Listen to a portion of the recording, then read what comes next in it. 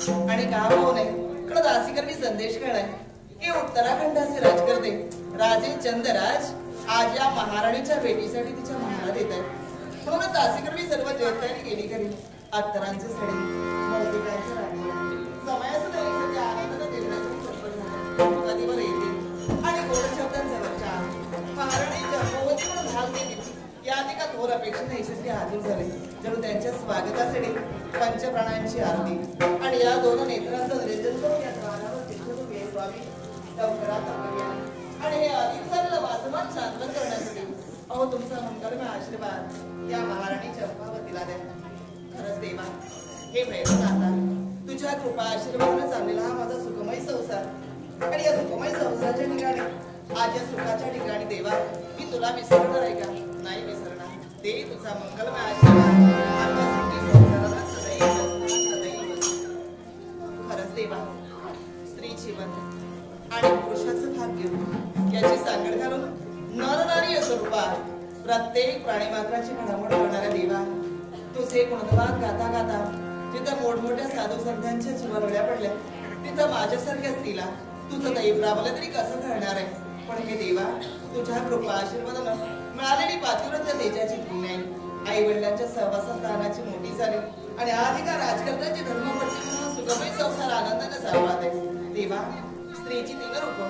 मुलगी पत्नी आणि माता हा सुद्धा त्या परमेश्वराने माझी 2 रूप पूर्ण केली. पण खरं सांगायचं झालं तर एका मागोमाग एक अशी 6 लग्न माझ्या पती परमेश्वरांची झाली आणि पट्टराणीच्या अधिकाराला ही 7वी धर्मपत्नी म्हणून या उत्तरा भेटा झाली. पण देवा म्हणतात ते काही खोटं नाही. बागेत फूल आणि स्त्रीच्या अंगावर ते मूल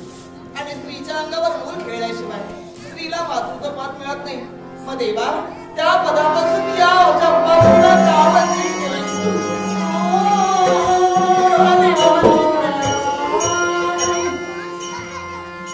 या धरती मातेवर जन्माला आलेल्या प्रत्येक कार्य असतील असं म्हणत असतं की आपल्या मनोमय मांडीवर बाळ खेळावं, आनंदाने त्याला आंदरावं भोजनावं, गोड अशी त्याची बातमी घ्यावी. पण देवा माझ्या जीवनात नव्हे तर आमच्या 6 जणांच्याही जीवनात हे नाही आलं. हे दुर्भाग्य का देवा, का दुर्भाग्य? मनोभावे पूजलं तुला देवा. पातिव्रत्य तेजाची पुण्याई बहाल केलीस तू आम्हाला. एकाच पतीचं पाणी आतापर्यंत ग्रहण करणाऱ्या आम्ही 7ही स्त्रिया आम्ही आज या राष्ट्राला कुलदैवत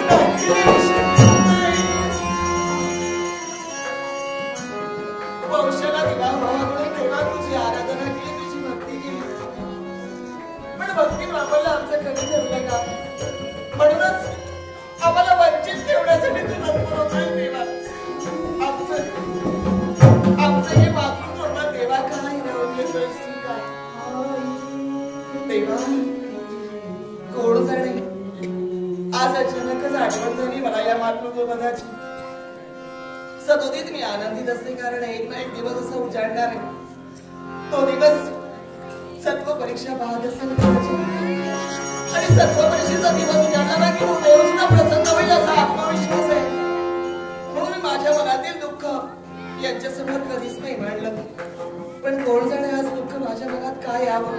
आणि ओघावघाने मी बोलून मोकळी का होई काही कळत नाहीये. पण क्षणभर हे दुःख विसरून जायला हवं कारण यांच्या येण्याची वेळ झाली आहे आणि आनंदित मुख चंद्रमालाने यांचं स्वागत करणं हे आपलं कर्तव्य आहे. देवा आतापर्यंत या सुखी संसारात पदार्पण केलं. या आर्य स्त्रीनं 9 भांगड्यांचं महत्व घेऊन सुखमय संसार आनंदाने बोलवलंय ना देवा. असाच आम्हा सर्व आर्य स्त्रियांकडून असाच प्रत्येकाचा संसार सुखमय होऊ द्या अशी देवाची चरणी प्रार्थना करते. आणि हे जे सुख पाहते आनंद पाहते तो देवा तुझ्याच दिसते मजला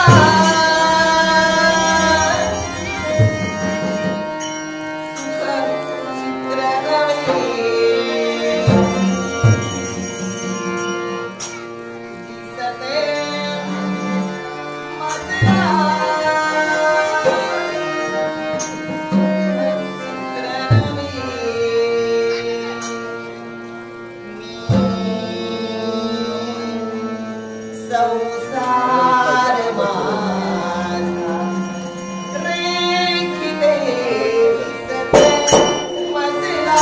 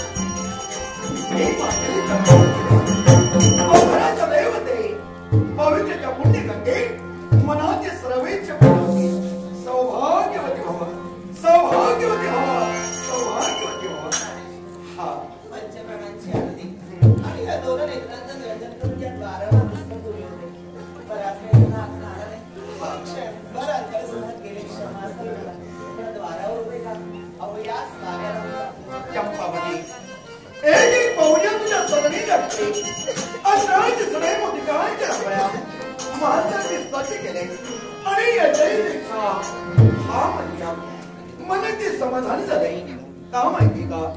2 पावले तुझ्या सदनी पडली, 2 चढांचे पेटे म्हणून यमदेवाने चढाचे हृदयांपासून चर्चेत करण्यासाठी ही माझी सौभाग्यवती माझ्या चरणापर्यंत धाव घेऊ लागली. एवढंच कशाला अंतर मी वावरण्याला लिहिता पाहिजे. मन ते फुगवून गेलं, मन ते गर्माने ताट उभे राहते का माहिती का? तुझ्यासारखी सद्वर्तनी सद्गुणी पत्नीच्या जीवनात जाते. अन्य आम्हाला काय हवंय? आणि म्हणून या तुझ्या स्वागताचा मान करता या मंचकावर मी विराज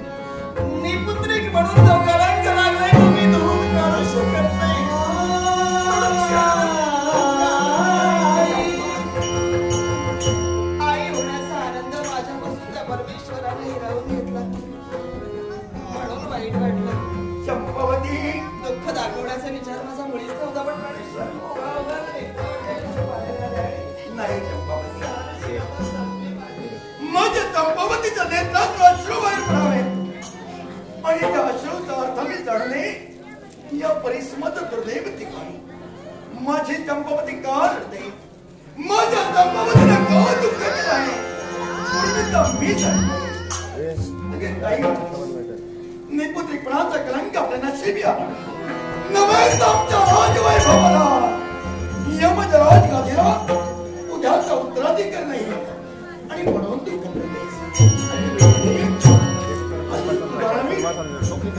चंपावती ना दोष तुझा ना माझा दोष आहे तो नशिबाचा आणि नियतीचा न्याय आणि काळाचा कायदा कोणता असेल ही ना तू जाणू शकत नाही तो बदलण्याचा अधिकार सुद्धा नाही का आपल्याला त्याच्यासाठी मी सांगते ना मी तुझा नवरा आहे नवऱ्याच्या नात्याने तुला सांगतोय उच्चाश्रम कारण सुखाची हिरवळ पाहण्यासाठी दुःखाच्या अनंत सरिता ओलांडावं लागतंय आणि म्हणून एकच सांगतोय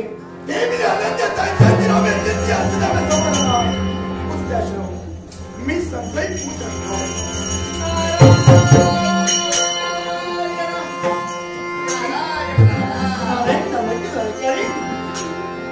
हात अलबेला म्हणायला काही हरकत नाही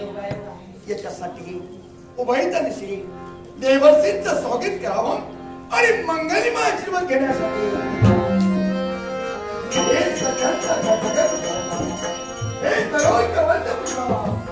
देवर्षी उत्तराखंडचा राज करणारा चंद्रराज आपल्या पदक्रमाने नेले या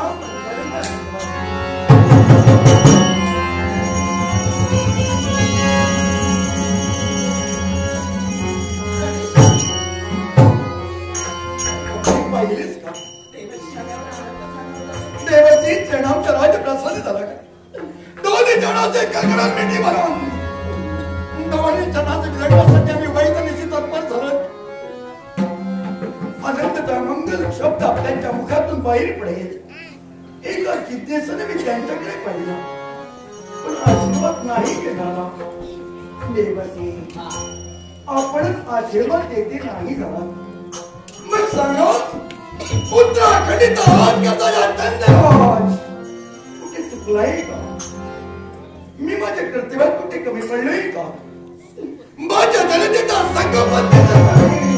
राजा चंद्रराज कुठे चुकला का पुढेच उत्तराखंडीचा राज करतानाचा चंद्र स्वतःच्या स्वजीवनात कुठेही चुकलेला नाही पण तरी पण आपण सहज बोलून मोकळे झाला राजा तू कुठे चुकला नाहीस तू चुकणार नाहीस मग तरी सुद्धा तुमच्या आशीर्वादापासून आज राजा चंद्रराज आज दूर का राजन तू नमस्काराला योग्य आहेस पण राजन तू आशीर्वादाला मुळीच मुखात बाहेर पडवण्यात एक शब्द माझ्या हृदयात नमस्कार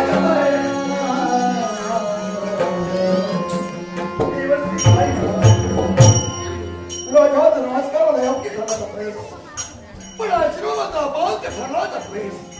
देवसी आतापर्यंत सात्विक धार्मिकताच्या जीवनाला मी सदैव आचरण करते राजा चंद्राचा सत्यासाठी असत्याचा आचरण माझ्या जीवनात मी कधीही केलं नाही निस्वार्थ भावने ना ओम स्वतःचा लवेच मनात घेतला देवाला वाटत मी खात्री घालताय परमेश्वर केलेली मानवी करा चंद्राच्या जवळ राजा चंद्राज मग तरी सुद्धा तुमच्या आशीर्वादाला मी योग्य नाही बोला तुला ऐकायचंय काही म्हणतो संतांनी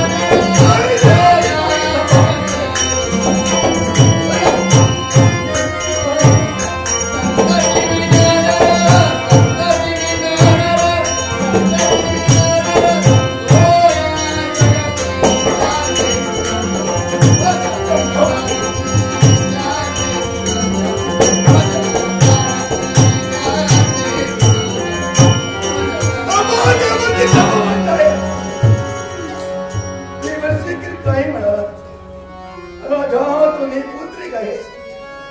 तुझ्या मोठे संतांचे रचना म्हणा राजा तू माझ्या आशीर्वादापासून आता वंचित जातोयस देवर्षी मी पुत्रिका शब्द ऐकला एकाच्या वर म्हणतात नव्याचा प्रवेश व्हायला आणि हृदयाच्या तळाच्या पूर्ण झाला एक पुत्रीने विश्वास वाहण्याचा प्रयास करतोय आणि म्हणून तुमच्या आशीर्वादापासून राजा चंद्रराज हा वंचित राहिला राजा चंद्रराज तुझ्या आशीर्वादाचा देवाचे क्षणभर दुःख वाटलं मला दुःखाचा मुलगा मी केला खा नेत्रही पुसले कारण माझ्या एका प्रश्नाचं मला उत्तर हवंय देवाचे स्वर्ग मृत्यू पाहतात चैत्रात फिरतात चुकलेला मार्ग तुम्ही दाखविता मग मला सांगा या विश्वात तुम्हाला कोणकोणत्या नावाने संबोधले जाते राजन अरे या विश्वाच्या ठिकाणी भ्रमंती करत असताना मला अनेक नावाने संबोधले जातात कुणी मला आज्ञा म्हणतात कुणी मला बहुमाना म्हणतात कुणी मला उगा शेतीचं नक्षत्र म्हणतात तर कुणी मला सपाट पायाचं देखील म्हणतात देवाची अनेक नावाने विश्वात तुम्हाला संबोधले जात आहे पण उत्तराखंडीचा आवाज करता जातानाच एकाच नावाने तुम्हाला ओळखतोय सजंतर जगद्धारक सजंतर जगद्धारक हे सत्य आहे का मग देवर्षी माझा प्रश्न आहे तो दुसरा उत्तराखंडीचा राजशास्त्री विराजित होऊन न्याय दंडात घेऊन लाखांना न्याय देणारा राज करता ज्या चंद्रराज सज्जन के डोळ्यात राजन कोण म्हणते तुला तुझ्या उत्तराखंडीचा राज करता राजा आहे तो सज्जनच आपल्या मुखातून बाहेर पडत शब्द ऐकले क्षणभर समाधानही वाटले मग मला सांगा उत्तराखंडीचा राज करता सज्जन आहे तुम्ही सज्जनाचे अवतार करता आहात मग माझ्या बाबतीत पक्षपात का पक्षपात आणि तुझ्या बाबतीत मी सज्जन आहे तरी सुद्धा दुःखाच्या खाईने लोळला जातोय कारण नेपोतिक मनाचा कलंक माझ्या नशिबी आलाय मग एका सज्जन राज करण्याच्या बाबतीत हा नेपोतिकपणाचा कलंक का राजन तुला लागलेल्या निपुत्रिकाचा कलंक हा कायम स्वरूपी धुतला जावा याचा धार्मिक माझा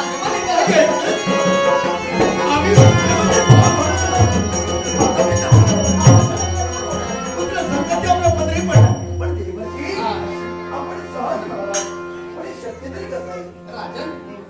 हे शक्य कोणत्याही की नाही तुला फार मोठं दिव्य साकारावं लागेल पुत्र संतती प्राप्त होई म्हणून माझ्या सातही पत्नीच्या नेत्रातील अश्रू व्हावेत म्हणून वाटते दिव्यांनी करणार आहे महान अभ्यास करा भगीरथ प्रयत्न ते दिव्यांनी साकारणे मग मला सांगा मी काय करावं राजन ज्याप्रमाणे पुत्र संतती व्हावी या उदात्त हेतून तू 7 विवाह केले 7 विवाह होऊन सुद्धा तुला पुत्र संततीचा लाभ झाला नाही पण त्याचबरोबर ज्याप्रमाणे तू 7 विवाह केलेस ना त्याचप्रमाणे राजा तुला 8वा देखील विवाह करावा लागेल आपल्या बोलण्याचं मला हसू येऊ लागलं कारण एका मागून एकाची मी 7 लग्न केली ही माझी 7वी पत्नी आणि आपण म्हणतात की अजूनही 8वं करावं पण देवाची मला सांगा या वयाचा जर विचार केला असेल वय माझं वाढत चाललंय मग अशा स्थितीत मला बायको देणार को राजन अरे तुझा विवाह कोणत्या रीतीने संपन्न करावा हे मात्र तुझ्यावरती राहील परंतु तुझा विवाह संपन्न झाल्याच्या नंतर तुला पुत्र संतान कोणत्या रीतीने प्राप्त करून देणं हे मात्र या नाटावरती राहील ब्रह्मवाक्य देणार ब्राह्मणाच्या मुखातून बाहेर शब्द सत्य सांगला जातोय आणि म्हणून तुमच्या शब्दावर मी विश्वासही ठेवतोय एवढीच कशाला तशी जर का वेळ निर्माण झाली असेल तर वेळेचा महत्व राखून मी आपल्या मुखातील शब्दात सांगते पण मला सांगा आज माझ्या पत्नीच्या सदनी असताना आपलं येणं झालं काही संशयवर निर्माण होतोय कारण आपलं येणे पर्यंत झाले त्याला नेमकं कारण तरी काय राजन माझी पावल्या तुझ्या राजप्रासादाच्या ठिकाणी पडली ना याला देखील महत्व कारण आहे ते कारण कोणतं असेल ज्यावेळी या तुझ्या जाताना आज ज्यावेळी प्रवेश केला ना त्याच वेळी या तुझ्या राज्यातील पहिली ती असली राजा होय राजा माझ्या राज्यात तुम्ही प्रवेश केला नव्हे तर माझ्या राज्यात अस्थिरता निर्माण झाली मग मला सांगा अशी अस्थिरता माझ्या राज्यात कहाणी निर्माण होते राजा या तुझ्या राज्याच्या ठिकाणी लहान लहान मुलं स्वतःच्या आई बापा विनाच बोरकी झाली होय राजा कित्येक स्त्रिया आज वैभवाच्या पंक्तीला बसल्या आहेत होय ना नव्हे तर दाद मला आई बाई मागच्या विना ओळखी झाली अगं ते संभवने तुझ्या माझ्या राज्यात घडलं जात आहे मग मला सांगा हे नीच कृत्य हे अशोभनीय कृत्य कोण घडवतंय राजन हे अशोभनीय कृत्य तुझ्या राज्याच्या ठिकाणी कोण घडवत असेल शुक्राचार्य पुत्र नरांत होय ना माझ्या राज्यात पण थैमान घालताय जनतेचा जन्म मिळून विषय झाला असेल रोज कथेच्या राज्याचा संवाद करण्यासाठी अनंत गुण संदेश तुझा घेऊन निघालाय तुझा प्रतिमाय परमेश्वर होय ना त्या राष्ट्रासाठी आपण जात आहोत पासूनच त्याच्याची पुन्हाही आपल्या पाठीशी सदैव राहणार. एवढा विश्वास अनेक आशीर्वाद पण तुम्हाला निघालाय.